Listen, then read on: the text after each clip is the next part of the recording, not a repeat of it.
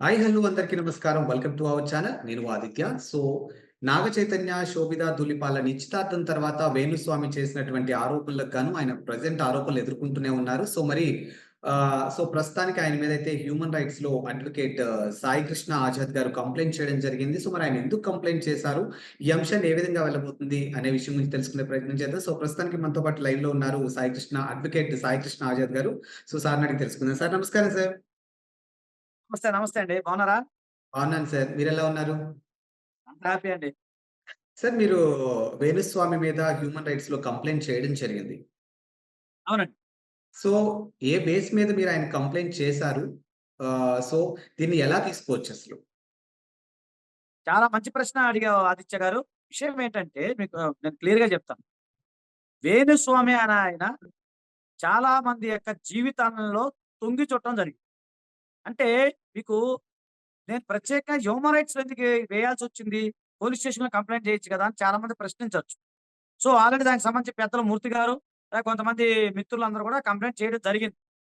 నేనేమంటానంటే violation of human rights అనేది ఒకటుంటదండి.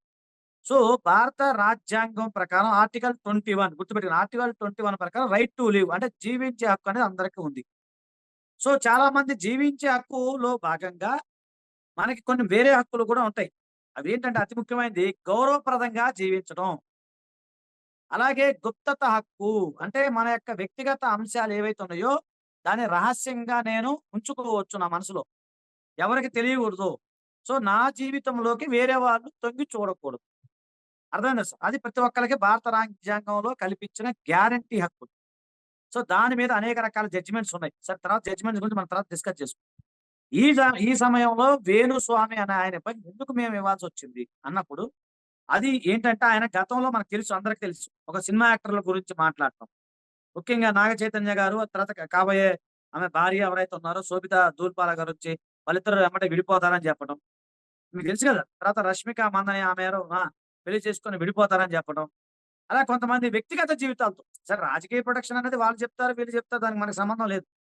కొన్ని వ్యక్తిగత విషయాలు. ఇంకొకటి మీకు ఏంటంటే కొంతమంది బాధితులు ఎవరైతే ఉన్నారో, బాధితులు ఎవరైతే ఉన్నారో బాధితుల పట్ల మమ్మల్ని అప్రోచ్ అయ్యారు. నన్ను బాధితులు అప్రోచ్ అయ్యారు. అంటే వాళ్ళ పేర్లు నేను చెప్పకూడదు. వాళ్ళు బయట చెప్పకూడదు సార్ అన్నారు వాళ్ళు. కాబట్టి నేను వాళ్ళ పేర్లు చెప్పకూడదు కాబట్టి, బాధితులు కూడా కొంతమంది అయ్యా మా జీవితాలతో కూడా ఆడుకున్నాడు. మా దగ్గర ఇన్ని డబ్బులు తీసుకున్నాడు.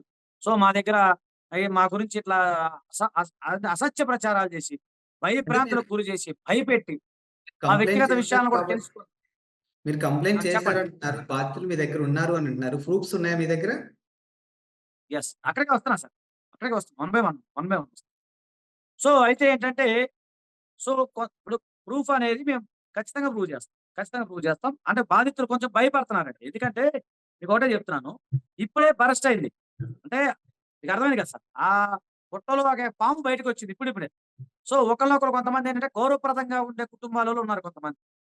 వాళ్ళు వాళ్ళకి కుటుంబ పరిస్థితుల రీత్యా బయటికి రాలేని స్థితిలో కొంతమందున్నారు. ఈరోజు చంద్రశేఖర్ అనే ఆయన వచ్చారు మా దగ్గరికి. ఆయన దాదాపు 2018లో 15,00,000 రూపాయలు ఆయన ఖర్చు పెట్టడం జరిగింది. తర్వాత ఆయన మళ్ళీ ఆయనకేదో కాలసర్ప దోషం ఉందని ఇంకా ఏదో రకరకాల పేర్లు పెట్టాడంట ఆయన. అదే వామాచార్య పద్ధతులని, ఏదో కామాఖ్యాస్ పద్ధతులని ఏదో పెట్టాడంట ఆయన. ఆయనేంటంటే ఆయన దాదాపు 15,00,000 రూపాయలు ఆయనకివ్వటం. సో, మళ్ళీ ఆయన ఆర్థిక స్థితి అంటే తగ్గిపోవటం, అలాగే ఆయన ఆర్థిక స్థితి బాలేకపోవటం వల్ల ఆయన మళ్ళీ ఎళ్లారు. "అయ్యా గురుగారు మరేంటి పరిస్థితి? నాకు పరిస్థితి బాలేదు" అంటే, మళ్ళీ ఏం చెప్పాడు, "ఇంకో 10,00,000 రూపాయలు తీసుకొనిరా. నేను మళ్ళీ నీకు ఇంకో పరిహారం చేయాలి" అన్నారు. ఆ విధంగా ఆయన ఆయన వెళ్ళినవి ఆ యొక్క ప్రూఫ్‌లు ఇంకోటి ఆన్‌లైన్‌లో చెప్తున్నాను. ఆన్‌లైన్‌లో ఆయన చాలా మంది దగ్గర డబ్బులు తీసుకొని, ఆ వీడియోలు ఉంటాయి గదండీ! ఇప్పుడు నేనిది పూజ చేస్తున్నా, ఆవాహం అని, ఓం ఫట్ అని, ఇట్లా రకరకాలకి సంబంధించిన ఆ ప్రూఫ్‌లన్నీ కూడా మా దగ్గర ఉన్నాయి. అవి ఒకటొకటి బయటకొస్తా ఉన్నాయి. నెక్స్ట్ అంటే ఇవాళ టైం అయిపోయింది కాబట్టి రేపు కూడా కొంతమంది బాధితులతో అంటే ఆళ్ళ పేర్లు బయటకి రానివ్వకుండా వాళ్ళు కొన్ని వీడియోలు పంపించారు మాకు. దాంతో పాటుగా మేము అయి బయట పెట్టే అవకాశాలున్నాయండి. దీనికి సంబంధించిన ప్రూఫ్ వన్ బై వన్ మేము బయట పెడతాం. ఖచ్చితంగా పెడతాం. ఇబ్బందేం అండ్ ఇప్పుడు ఒకవేళ మీరు కంప్లెయింట్ చేశారు. ఫర్దర్‌గా దీని మీద యాక్షన్ అవునండి. తీసుకుంటే ఏ విధంగా వెళ్ళబోతుందసలు ఈ కేసు? అదేనండి. ఇప్పుడు సూపర్ స్టిషన్ అంటాం. మనకు తెలియనిదేముంది. లేనిపోని చేసి బ్లాక్ మ్యాజిక్ రూపంలో ఎదుటి వాళ్ళని భయభ్రాంతులకు గురి చేయటం. అలాగే ఎదుటి వాళ్ళ యొక్క డబ్బులు తీసుకొని ఇక్కడ ఎక్కువ చాలా మందిని లూటీ చేశాడాయన. ఇండైరెక్ట్‌గా లూటీ చేశాడు. మీకు తెలియనిదేముంది చాలా మనం మూవీస్ ఆ ఫోటోలు కూడా వచ్చినాయి. కొంతమంది సినిమా యాక్టర్‌లకి ఆ పూజ అని, ఈ పూజ అని వాళ్ళ దగ్గర డబ్బులు తీసుకోవడం. తెలియని చాలా మంది డబ్బులు తీసుకున్నాడు. కొంతమంది మోసం చేశాడు. ఇలాగా వాళ్ళ యొక్క డబ్బులు కూడా లూటీ చేశారు. సో ఇది చీటింగ్ కింద వస్తుంది.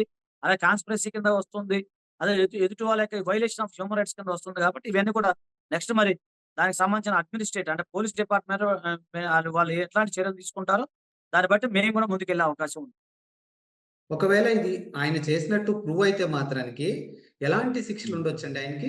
ఖచ్చితంగా అంటే నిజంగా బయటపడితే మాత్రం 7 ఇయర్స్ వరకు జైలు శిక్ష పడే అవకాశం. ఓకే. అండ్ ఇక్కడ నేను చూసుకుంటే మీరు రుజువైతే. ఓకే. ఇప్పుడు మీ దగ్గరికి ఎవరైతే బాధితులొచ్చారో, వాళ్ళు చెప్పేవి కూడా 100% కరెక్టు అని మీరు ఫైనల్ నిర్ధారణకైతే రాలేరు. ఎవరు రాలేము. ఆ! కాకపోతే సో, ఇదంతా ఒకటండి. మీరు ఒకళ్ళొచ్చి చెప్పండి. మీ దగ్గరకొచ్చి కంప్లెయింట్ చేస్తున్నప్పుడు మనం 2 సైడ్‌ల వాదనలు వినాలి కాబట్టి, ఈ కంప్లెయింట్ చేసే ముందు మీరు వేణుస్వామితో మాట్లాడే ప్రయత్నం ఏమైనా చేశారా? లేదండి. నేను అదే మళ్ళీ నేను మీకు చెప్తున్నాను సార్. ఒకసారి ఏంటంటే, ఏ వ్యక్తి కూడా నిరాధారమైన ఆరోపణలు ఎవరు చేయరు. ఇప్పుడు ఉదాహరణకు మూర్తి గారు టీవీ5 మూర్తి గారు ఉన్నారు. ఆయన నిరాధారమైన ఆరోపణలు చేయలేదు కదా! ఇప్పుడు ఆయన కొంత ఎవిడెన్స్ ఉంది. 11 రోజులు చాలా చాలా రోజుల నుంచి దాని మీద ఇన్వెస్టిగేషన్ చేసి కొన్ని ఆధారాలు సేకరించే కదా చెప్పేది. సో ఒకటండి. తర్వాత ఈయనేం చేశారు మీరు గమనించండి. ఈయనేం చేశారు, మూర్తి గారికి సంబంధం లేని ఒక పనికిరాని వీడియో ఒకటి తీసుకొచ్చి పెట్టేసి, ఇగో మూర్తి గారు 5,00,00,000 డిమాండ్ చేశారంటే మీరు నమ్ముతారా? పోలీసు వారు నమ్ముతారా? వ్యవస్థ నమ్మిద్దా? బీయింగ్ ఎన్ జర్నలిస్ట్‌గా నేను అడుగుతున్నాను సార్. మీరు ఆదిత్య గారు ఒక జర్నలిస్ట్‌గా నేను అడుగుతున్నా. అంటే ఐ యామ్ ఆల్సో జర్నలిస్ట్. నేను 20 ఇయర్స్ స్టాండింగ్ జర్నలిస్ట్ నేను కూడా. ఒక ఇన్వెస్టిగేషన్ మనకొక కోర్స్‌లో అంటే జర్నలిజం కోర్స్‌లో ఒక ఇన్వెస్టిగేషన్ జర్నలిజం అనేది మనకుంటదా? ఉండదా? ఒక సబ్జెక్ట్‌లో ఉంటది కదా మనకి. సో, ఇన్వెస్టిగేషన్ జర్నలిజం లేకుండా వాస్తవాన్ని గమనించకుండా మనం ఏ వార్త కూడా చెప్పలేం గదా! ఏ వార్తను పబ్లిష్ చేయలేం గదా! అలాగే పోలీస్ వారు ఎలాంటి ఇన్వెస్టిగేషన్ లేకుండా చేయలేరు కదా! సో, ఇవన్నీ కూడా ఏంటంటే ముందు ఒక బాధితుడు ఏదైతే ఉన్నాడో బాధితుడు తన బాధను చెప్పుకుంటాడు. ఇప్పుడు ఊరికనే ఏ వ్యక్తి కూడా ఒకళ్ళ మీద నేరారోపణ చేయలేరు. సో, అయితే ఏంటంటే కొంతమంది బయటికి వస్తారు. కొంతమంది బయటికి రారు. ఇంకొకటేంటంటే ఇప్పుడు బయటకొచ్చినాయన ఒకాయన ఉన్నారు. చంద్రశేఖర్ గారు ఉన్నారు. నెక్స్ట్ ఒకళ్ళు వస్తున్నారు. సో, వాళ్ళందరితో ఒక రోజు నేను ప్రెస్ మీట్ పెడతాను. మిమ్మల్ని ఆహ్వానిస్తా ఫస్టు. ఖచ్చితంగా మిమ్మల్ని ఆహ్వానిస్తాను. ఆదిత్య గారిని ఫస్ట్ ఇన్వైట్ చేస్తాను. రేపు ఎల్లుండి మాట్లాడతాం. అందరితో ఒకరోజు మాట్లాడిన తర్వాత అందరూ బయటికి రావాలి కదా సార్! ఒకళ్ళు కాదు కదా! ఇప్పుడిప్పుడు ఒకళ్ళొస్తున్నారు. బయటికి రావాలి. కొంతమందేంటంటే మీడియాకి తన ఫేస్ చూపించడానికి భయపడుతుంటారు. కొంతమంది చూపిస్తారు. కొంతమంది ధైర్యంగా ముందుకొస్తారు. అందరికి ఆ ధైర్యం ఉండదు కదా! సో, అలాంటి వాళ్ళు ఉంటే ఇప్పుడు చంద్రశేఖర్ గారు వచ్చారు. ఇంకా వేరే అంటే నేను పేర్లు చెప్పకూడదు ఉన్నారు. ఇద్దరు ముగ్గురున్నారు. నేను ఫస్ట్ మీకు ఇన్విటేషన్ ఆదిత్య గారికి ఫస్ట్ ఫోన్ చేసి చెప్తాను. మీరే రావాలి ఫస్ట్. వచ్చి ఖచ్చితంగా ప్రెస్ మీట్ పెడతాం. ప్రతి ఎవిడెన్స్ మేము చూపిస్తాం. యెస్. సో, ఫైనల్‌గా ఒక అడ్వొకేట్‌గా మీరు కంప్లెయింట్ చేయడం జరిగింది. సో, మరి ఈ కేస్‌ని ఎలా ముందుకు తీసుకెళ్ళబోతున్నారు? ఓవరాల్‌గా అసలు దీని గురించి ఏం మాట్లాడదలుచుకున్నారు మీరు? ఇక్కడ 2 విషయాలు గమనించాలి ఆదిత్య గారు. ఒకటేంటంటే మూర్తి గారి కంప్లెయింట్ ఏదైతే ఉందో అది జూబ్లీహిల్స్ పీఎస్‌లో ఉంది. ఆ కంప్లెయింట్ నా దగ్గర కూడా ఉంది. సో, దాని మీద వాళ్ళు ఇన్వెస్టిగేషన్ చేస్తా ఉన్నారు. ఫస్ట్ ఆ వీడియో ఏదైతే ఉందో దాని గురించి ఇన్వెస్టిగేషన్ చేస్తా ఉన్నారు. నెక్స్ట్ బాధితులుగా కూడా మేము కంప్లెయింట్ ఇస్తాం. జూబ్లీహిల్స్ పీఎస్‌లో కూడా తిరిగి మేము కంప్లెయింట్ ఇస్తాము. పోలీస్ వారికి మీరన్నట్టు మీరు ఒక మాట అన్నారు. ఇప్పుడు ఆధారాలు లేకుండా ఎలా మాట్లాడతారు? ఖచ్చితంగా ఆధారాలు కూడా గ్యాదర్ చేస్తా ఉన్నాం. ఆధారాలతో సహా ఆ విట్నెస్‌లు ఏదైతే సర్కమ్‌స్టాన్సెస్ ఎవిడెన్స్ ఏదైతే ఉందో అవన్నీ గ్యాదర్ చేసి మేము రేపో లేదా కుదిరితే ఎల్లుండో ఒక రోజు అటు ఇటు అయినా సరే అందరూ తీసుకొనెళ్లి మేము బాధితుల తరపున నేను కంప్లెయింట్ ఇవ్వడానికి నేను సిద్ధంగా ఉన్నాను.